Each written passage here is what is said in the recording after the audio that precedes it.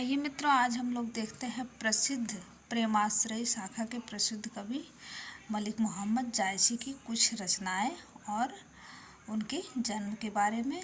तो मलिक मोहम्मद जायसी जो थे वो प्रेमाश्रयी शाखा यानी कि सूफी काव्य धारा के प्रतिनिध कवि थे। जैसे हमारे तुलसीदास जी राम भक्ति धारा के प्रतिनिध कवि हैं, वैसे ही प्रेमाश्रयी शाखा यानी सूफी काव्य धारा के प्रतिनिध कवि मलिक मोहम्मद जायसी हैं।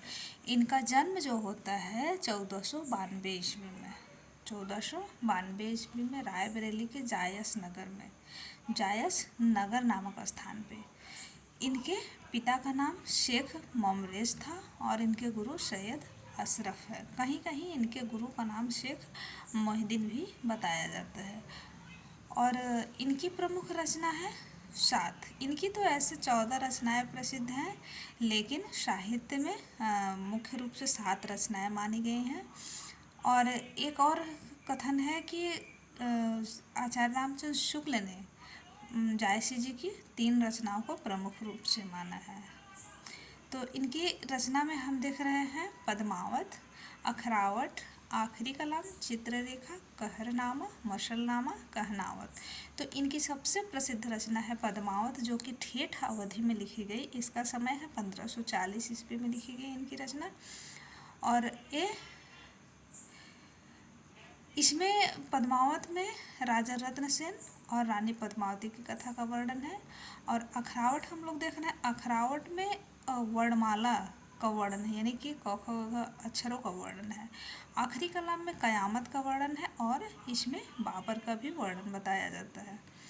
और प्रसिद्ध राजा शेरशाह सूरी के समकालीन थे, यानी कि पूछ लिया जाता है कि मलिक मोहम्मद जायसी किसके समकालीन थे, किस राजा के समकालीन थे। तो ये प्रसिद्ध राजा शेरशाह सूरी के समकालीन थे।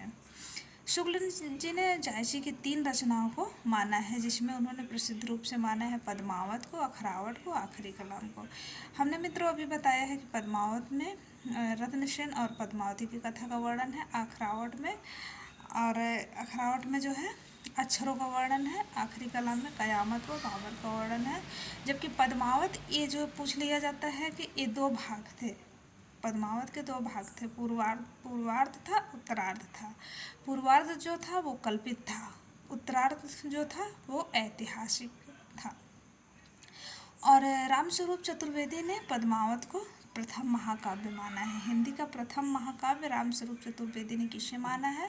पद्मावत को माना है। जबकि रामचंद्र शुक्ल किसको माने हैं, प्रश्न पूछ लिया जाता है, तो ये चंद्रबरदाई की रचना पृथ्वीराज राष्ट्र को माने हैं। पृथ्वीराज राष्ट्र को महाकाव्य माने हैं और उनके लेखक चंद्रबरदाई को, यानी कि उन्होंने प्रथम महाकाव्य माना है। और कथा चित्तौड़ के बारे में हमने बता ही दी है, पद्मावत में किनका वर्णन है। तो मित्रों, हम लोग ये जाने जो है संक्षिप्त में जायसी जी का जन्म और उनकी प्रसिद्ध रचनाएं। और यहाँ से आपको एग्जाम में कम से कम नहीं तो यहीं से 3-4 क्वेश्चन मिल जाएंगे आराम से, जो है मोस्ट प्रश्न यहीं से बनते हैं।